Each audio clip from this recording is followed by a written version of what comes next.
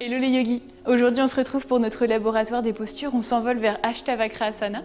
Je vous demanderai d'avoir une attention particulière si vous êtes sensible au niveau des poignets, ce qui ne veut pas dire que vous ne rentrerez pas dans la posture, mais qu'elle demandera un peu plus de temps à se construire. Voilà, on est parti sans plus tarder, équipez-vous de 2 briques et d'une tenue confortable.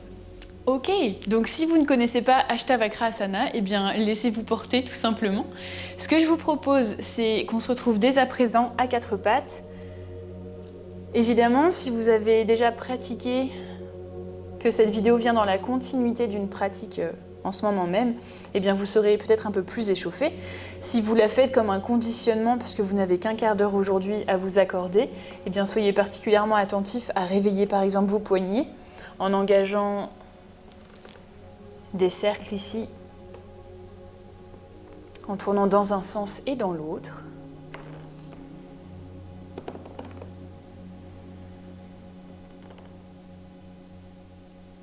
Et puis vous allez laisser aller votre colonne vertébrale dans des mouvements assez intuitifs. Si vous commencez à connaître ma pratique, c'est quelque chose que j'aime beaucoup proposer en début de séance. Tout simplement parce que ça permet de faire un état des lieux et d'ajuster votre pratique. Notre corps change en fonction du moment de la journée, en fonction des jours, des cycles. Donc c'est important justement de se connecter à ses ressentis avant de s'envoler dans une posture.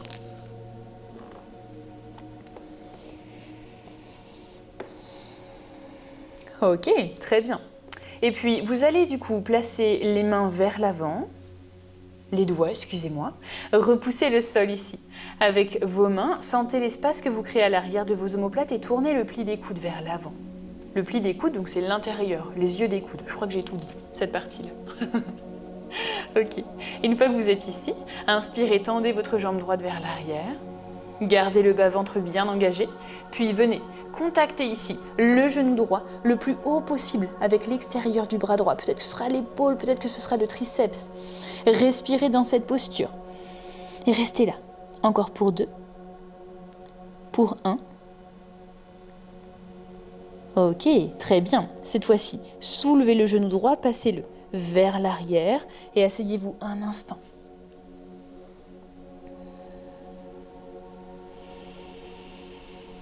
Compressez ici les 2 genoux ensemble, ressentez la chair des cuisses, pareil, qui se condense l'une contre l'autre. Puis rebasculez le poids du corps vers l'avant. Ok, cette fois-ci, c'est le genou gauche qui circule vers l'arrière, tendez votre jambe gauche.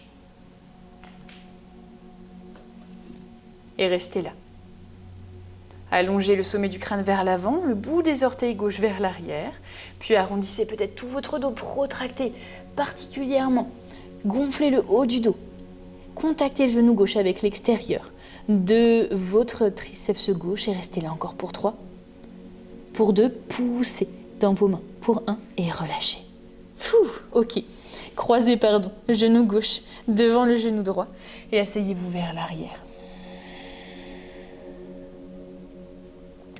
Une fois que vous êtes ici, vous allez rebasculer vers l'avant. Prenez le temps de décroiser vos genoux. Attrapez une brique si vous en avez une. Je vais vous le montrer de face. Donc vous allez placer, peut-être l'exercice le plus dur d'aujourd'hui, vous allez placer votre brique au niveau des coudes. Voilà. Et une fois que c'est fait, eh bien, vous allez pousser le poids du corps vers l'avant et essayer de fléchir les coudes. Donc logiquement, la brique voudra s'échapper. Je fais des essais en même temps. Enfin, j'avais essayé, mais j'essaie de trouver quelque chose de plus intuitif, mais non. L'idée, c'est vraiment justement de compresser les coudes très fermement l'un vers l'autre pour retenir la brique. Ok. Et une fois que vous êtes ici, gonflez vos omoplates en essayant de garder les coudes pliés, basculez le poids du corps vers l'avant. Serrez ici les coudes l'un contre l'autre. Et restons. Pour 5, poussez dans vos mains. Pour 4, aspirez le nombril vers l'intérieur pour tenir le centre. Pour 3, si ça tremble, c'est normal. Pour 2, pour 1, et relâchez.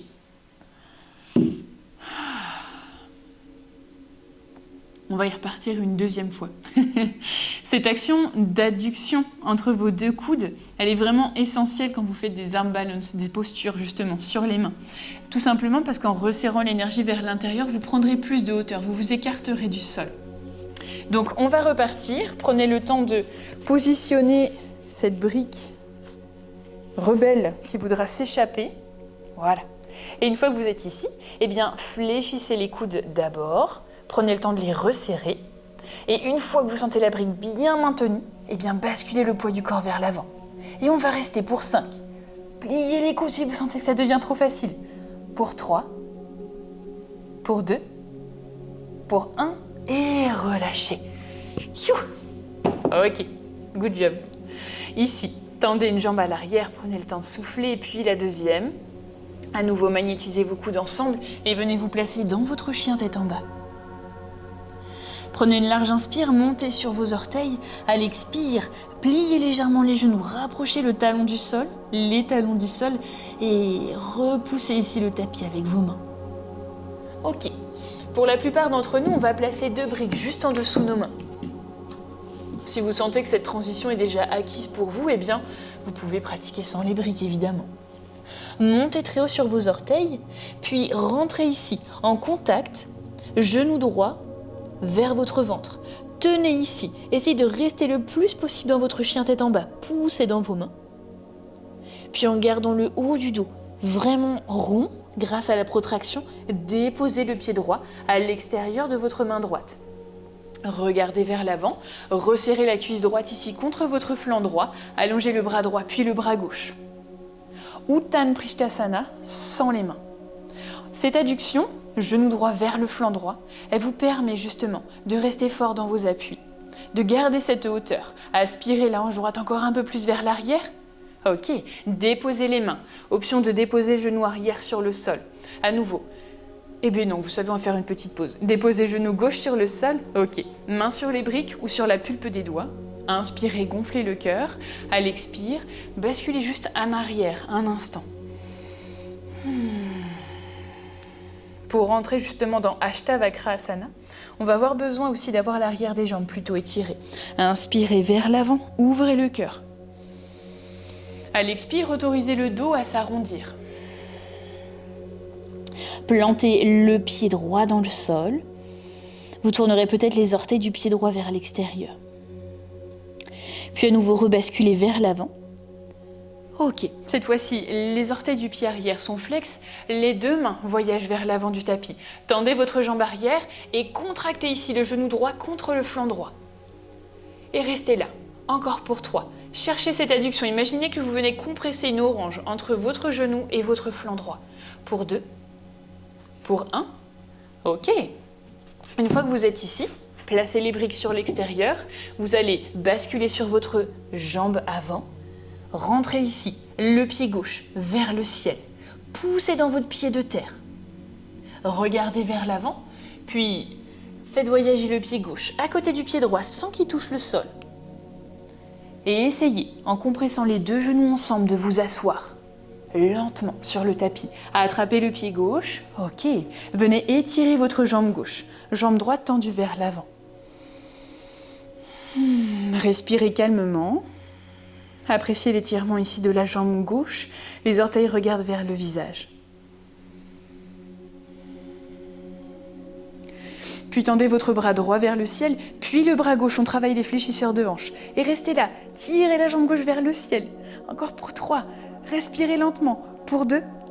Pour 1. Ok, très beau travail. Reposez ici le pied gauche sur le sol. En vous aidant des briques et de vos mains, eh bien, pressez ici le sol, basculez vers l'avant, déposez les mains sur le tapis et on se retrouve dans notre chien tête en bas. Large inspire, large expire. Montez très haut ici sur vos orteils. Je vous rappelle la variation avec les briques. 2 briques écartées largeur d'épaule. Montez très haut ici. Le genou gauche vers votre ventre. Gardez le genou scotché au ventre. Puis basculez les épaules au-dessus des mains. Et déposez d'abord le talon gauche à l'extérieur de votre main gauche, puis vos orteils. Ok. Maintenant, cisaillez vos 2 cuisses ensemble. Resserrez cuisse gauche contre cuisse droite. Envoyez le bras gauche puis le bras droit vers l'avant. Poussez dans votre pied arrière. Avalez légèrement ici, la hanche gauche vers l'intérieur et restez là encore pour 2. Poussez dans le pied gauche. Sentez le fessier qui participe pour 1. Ok, et relâchez 2 mains sur les briques. Allégez le genou arrière sur le sol. Peut-être que les mains seront sur les briques. Moi, j'aime bien, ça me permet d'avoir plus d'espace. À l'inspire, ouvrez le cœur. À l'expire, basculez dans Ardha Hanumanasana. Plantez votre talon gauche ici, dans le sol. Voilà. Puis rebasculez vers l'avant. Inspirez. À l'expire, poussez talon gauche dans le sol. Ouvrez légèrement les orteils du pied gauche sur le côté. Si vous sentez que vous avez besoin de respirer, vous pouvez placer les mains sur les briques, évidemment. Et on se retrouvera à l'avant du tapis. Écartez vos briques sur le côté, cette fois-ci les mains voyagent vers l'avant. Tendez votre jambe arrière et retrouvez cette adduction. Resserrez le genou gauche contre le flanc gauche. Regardez vers l'avant, déterminé, la nuque dans le prolongement de la colonne vertébrale. Et on est parti pour quelques instants, en resserrant, en compressant le genou fermement contre l'aisselle gauche. Et restez là encore pour 2, pour 1. Ok, prenez appui sur vos mains, basculez ici, pied droit vers le ciel. Pliez votre jambe gauche au besoin, engagez votre fessier droit, regardez vers l'avant. Ok, puis faites voyager pied droit à côté du pied gauche sans qu'il touche le sol. En compressant votre force des cuisses l'une contre l'autre, vous vous asseyez peut-être.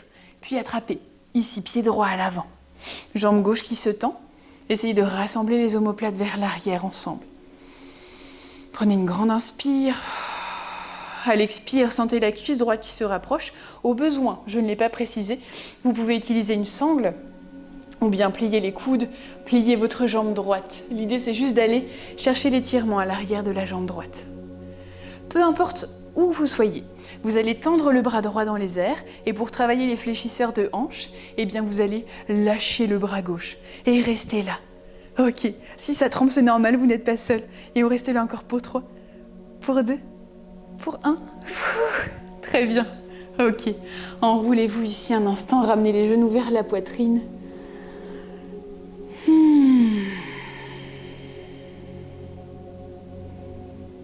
On a maintenant en partie conditionné le corps pour aller dans Ashtavakrasana. Donc Ashtavakrasana. Cette posture, je vais vous la montrer une fois de profil et puis je la ferai une deuxième fois de face. Comme ça, vous aurez peut-être encore un peu plus de clés. Donc pour y aller, je vais commencer jambe droite. Donc mes 2 briques vont être à côté de moi. Peut-être que vous aurez l'opportunité de le faire sans briques, auquel cas, voilà, faites ce qui vous semble juste. Donc je vais attraper ici l'extérieur de mon pied droit avec ma main opposée, donc la main gauche. Soulever mon tibia et avec ma main droite, je vais passer en dessous du creux de poplité justement pour surélever ma fesse droite hors du sol et placer, alors un petit tips, en peau à peau ça marche mieux, et placer justement mon genou droit comme une bretelle de sac à dos. Alors peut-être que là vous vous dites, non mais c'est déjà beaucoup. Auquel cas si vous êtes là, Ekar Hasta Bhujasana, vous pouvez rester là, ok? L'idée dans cette posture, c'est que vous puissiez compresser le genou vers l'intérieur dans une adduction, ok? Une fois que vous êtes ici, je vais même vous la montrer en diagonale, hop là. Eh bien, tout l'enjeu, ça va être de réussir à décoller déjà un peu vos fessiers et votre pied avant. Donc ce que vous pouvez faire, hop là, basculer le poids du corps vers l'avant, puis tilter pour soulever le pied gauche. Le pied gauche va ensuite venir accrocher le pied droit. Soit vous restez là, soit il faut oser basculer vers l'avant et faire glisser les jambes sur le côté. C'est la jambe du dessous ici qui tire justement la jambe du dessus. Et vous restez là. Poussez, poussez, poussez dans vos mains. Yes! Et pour revenir, fessiers sur le sol.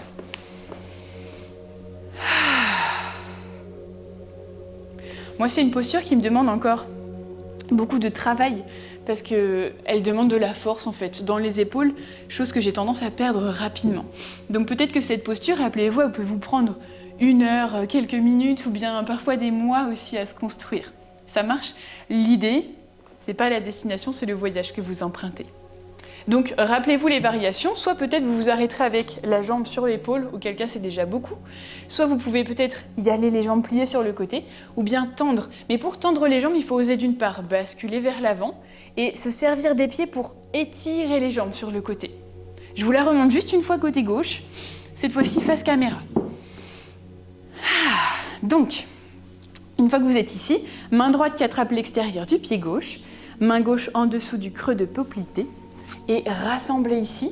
Ah oui, souvenez-vous du pot à pot, c'est sympa. Hop là. Vous allez rassembler ici le genou gauche contre l'épaule gauche. Donc là, on a un peu rétréci dans cette posture, c'est tout à fait normal. Peut-être que vous serez déjà là en train de tenir le pied et tout le monde a commencé ici.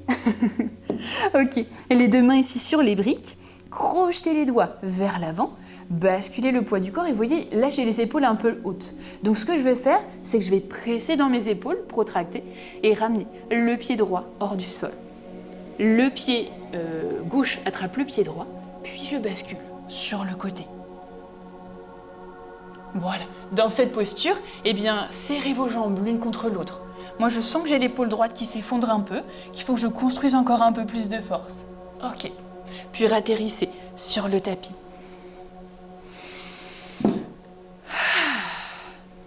Donc, vous l'aurez compris, dans cette posture, plusieurs actions.